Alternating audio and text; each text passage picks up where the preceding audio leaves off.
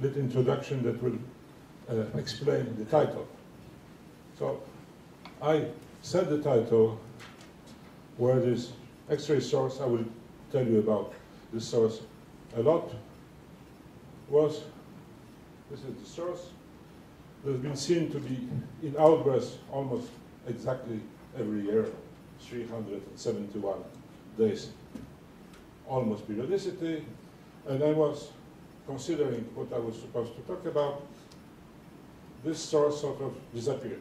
Was supposed to, this is a month almost, was supposed to come out here and got nothing. So I said it disappeared, and I was very pleased because it was confirming a model I invented for the source, been widely accepted, very successful, and to me it was a proof that my model is right. And the source was not there. This is where the source is supposed to be visible. This is the Swift. There's nothing. So I sent the title, wrote the abstract, and the source went up. The wrong time. And it's still there. This is, sorry, I went the wrong way. This is from, I don't know, a week ago or something. It goes into an outburst. It doesn't follow the, there was this trend. It goes up. It doesn't behave like my model predicted. And I decided, being a physicist, that my model is wrong. And since I decided it's wrong, I had to, to prove it's really wrong, and it's this hard way, because my co-authors, my observers' co-authors, they refuse to admit that my model is wrong. I have an easy task because I can say all the bad things about this model, because it's my model. I can say it's nonsense, it's unphysical. They defend it, so it's a very unusual situation. You will have a very rare spectacle when the author of the paper does not defend at all costs his own model, but is trying to destroy it. I have a new model, and then I can destroy it too, but this is not what I do usually. But I think that in view of the latest observation, my model that I will describe in a moment is a total nonsense. It's very hard to convince observers. And you will see why, because it's also psychological. Okay, so what is this famous, in some circles at least, object? So, coming back to the beginning, 2009, this was an XMM source that was discovered to be, with the Chandra position, to coincide, as you see, this is this galaxy ESO 243-49, and it coincides with the outer parts. It has been observed with other telescopes. In fact, it's all the best telescopes you can imagine. And this is the Hubble picture, and there's also UV, and you see there's a background galaxy, and HLX-1 is here. Of course, the problem is it in the galaxy or not? I will come back to this in a moment, but if it is in this galaxy, and everything suggests it is in this galaxy, then I'm pressing the wrong button. It has a luminosity larger than 10 to the 42 ergs per second, and by various methods, you get always the same answer by fitting, by continuous fitting, for example. You get the mass of the black hole to the 4 solar masses, so it is an intermediate black hole, intermediate mass black hole, and it's the best because this is the largest luminosity known. The candidates for the intermediate black holes, they have luminosities going slightly above 10 to the 41, never above 10 to the 42. So it is a very sexy object. That's an object you can get time, sometimes with difficulties, but you can get time on the largest telescopes. And always was the question, is it in this galaxy? And it was found that it seems to be in this galaxy because a emission line was extracted from the background, from the galactic background. This is the redshift of the galaxy, so it is at the redshift of the galaxy with a slight offset of 170 kilometers per second. So it's all right because it's not immobile in this galaxy. So this was the knockout for people who claim it is not in this galaxy. Now there is of course a caveat. This is a H alpha line at the position, but it's certainly not related to any accretion. And it's a narrow line, and it is emitted by something. Certainly not emitted by HLX-1. HLX, by the way, is hyperluminous X-ray source. Okay, so I saw, Didier Barret, who is the boss of the Toulouse team that discovered and is working on that, told me, this is a fascinating source, it is outbursting, do you have a model? I look at the light curve that you see, and I said, of course I have a model, this is the viscous instability model, the thermal viscous stability model. It looks like an outburst. So one can obtain the parameters from this model. This I show a movie. Going to go. Show a movie, and yes, as you can see, you will see in a moment, this you don't see the observation, but this is not important. When it is an outburst, this is a Shakura-Srinaev disk, and I can measure from the luminosity, I can measure the distance from the size of the disk. So this is what I've done. And I obtain the maximum radius being 10 to the 5 times to the 13 centimeters. I could, from just elementary binary sort of parameters analysis, find the mean density of the companion. It implies a period of 23 days. Secondary star mean density 10 to the minus 4. It's everything very giant, massive supergiant, everything very consistent. And I was very happy that especially I could satisfy what Andrzej Zdziarski was expecting from me, because he was trying to convince me to apply the disk stability model to such systems. I was refusing, and here, from the sky, so to say, came this system. I could apply what he was trying to convince me to do.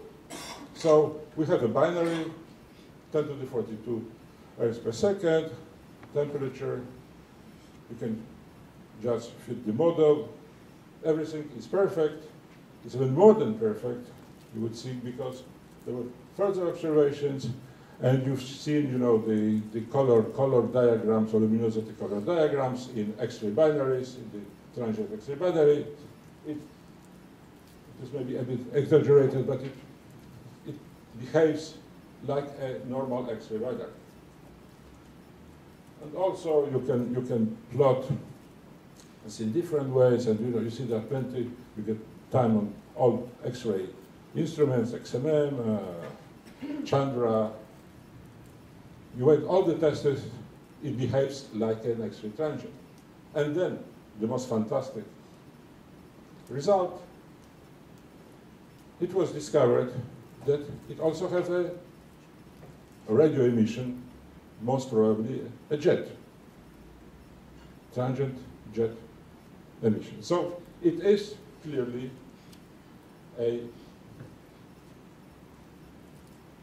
had all the properties of a low mass X-ray binary outburst.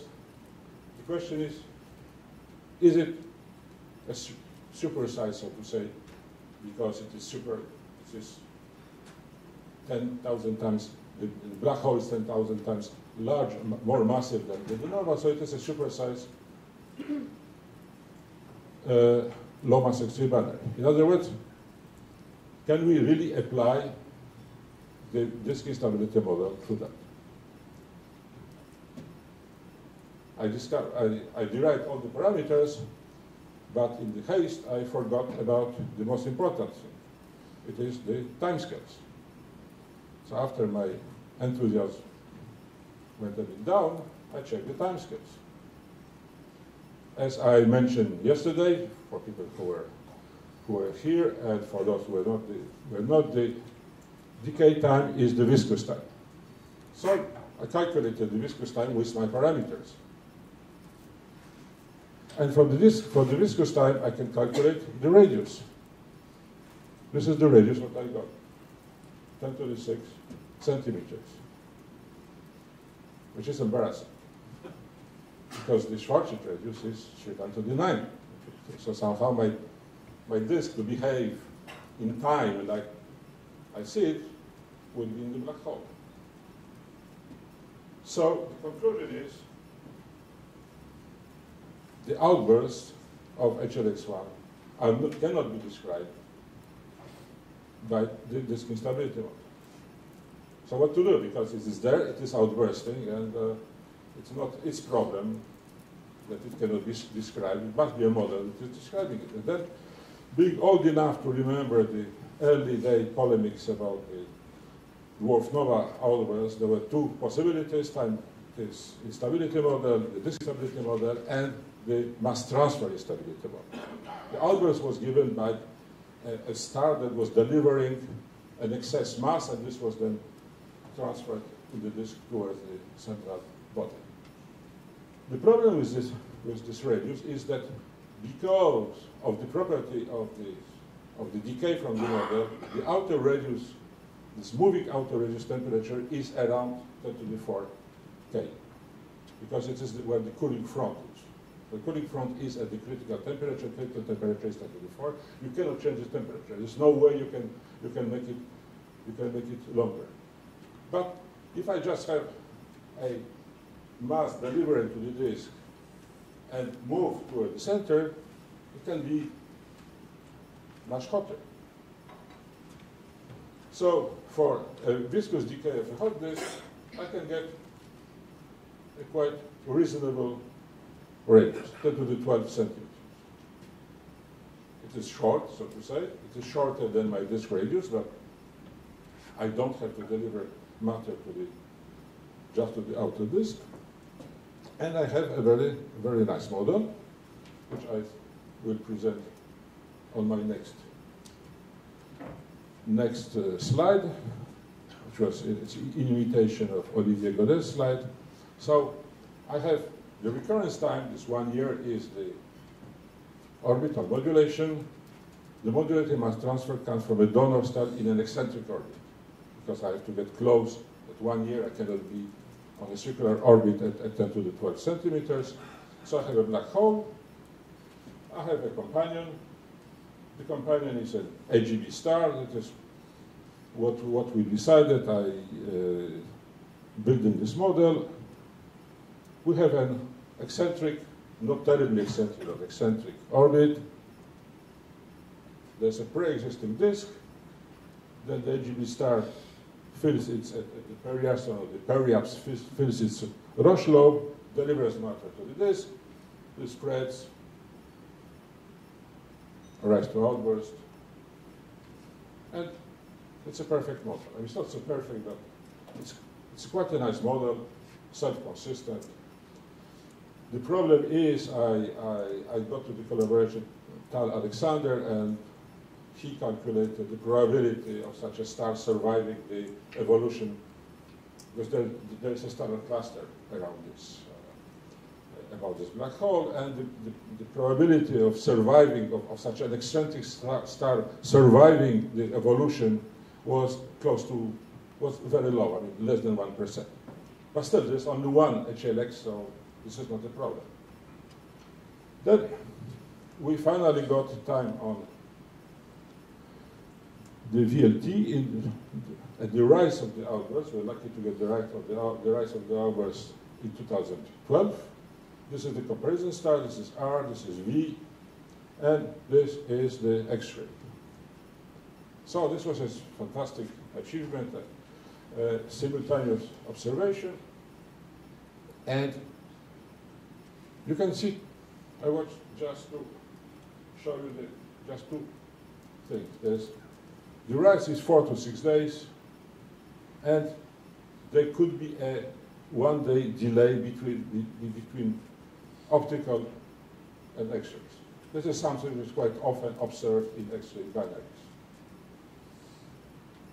But then, this is something I didn't consider. I knew there would be a problem with the rise time because it's really short. You know, it's not hundreds of days, it's few days.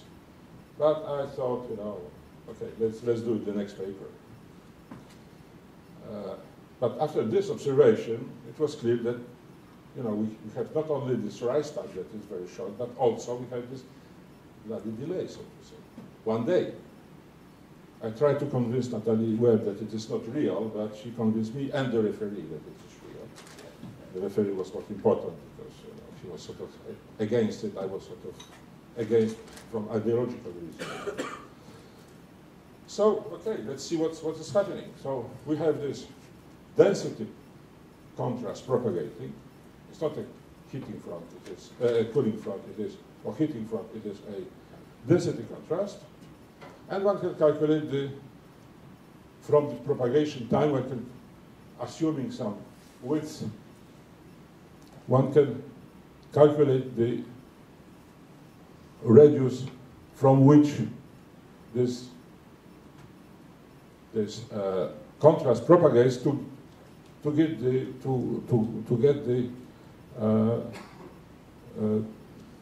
required rise or delay. Now I'm considering the rise, and I'm here an order of magnitude lower than this 10 to the 12.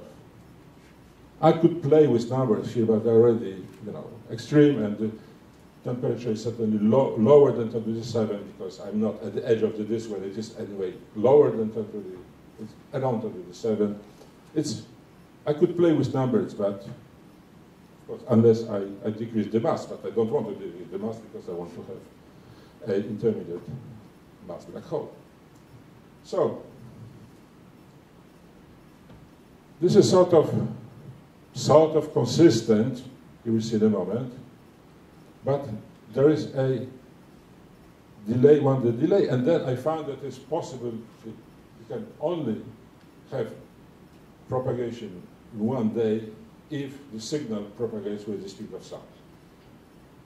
This is not totally impossible. There were in the early 80s models of disks by Hans Pride. You can sort of shock the disk, and you can, in principle, get you know, shock propagation. Okay, but this requires building special disks for the special object. But still, so I have a second version of the model with all these new time requirements. So now I have a very, very eccentric orbit, because I have to get very close to the black hole. In fact, I have a parabolic orbit, almost parabolic orbit. That's why I was happy when because I thought about it, that I was happy when the system disappeared. Because of course this parabolic orbit is, you know, unstable. This was the main problem. So after a few, you know, coming near the black hole, it was ejected, and that's why it disappeared. But it didn't. So then I have the star propagated inward at the speed of sound in the projecting disk, and this is my model.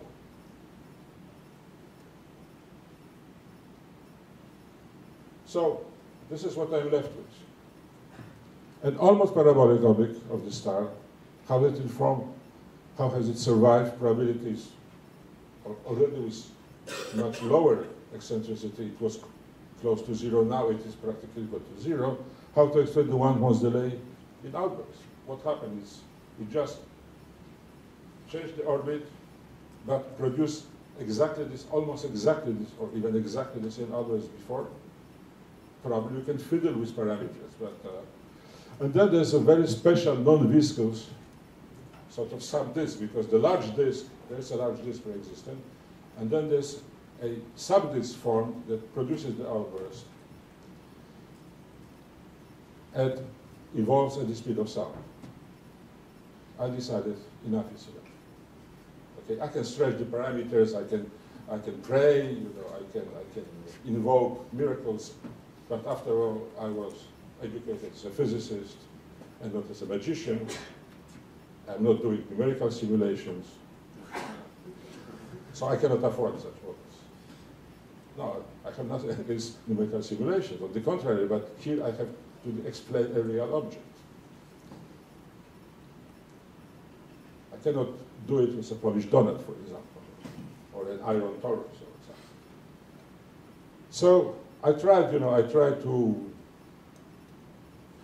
get some people to do some very non sort of standard disk, but it didn't work anyway. So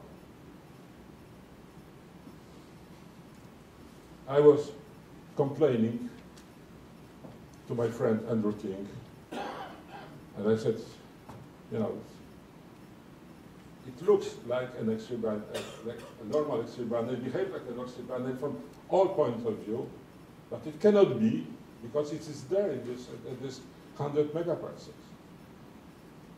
And then he asked this question: at what distance would it work? So I said, this is a very good question, and I answered. So I calculated. I took the time scale as the basis, and I calculated the luminosity that would correspond according to the model. I take the model, I take the time scale, and I can calculate from the point of the model the luminosity. And what I get is, not surprisingly, a luminosity I expect from a transient X3 binary. Okay?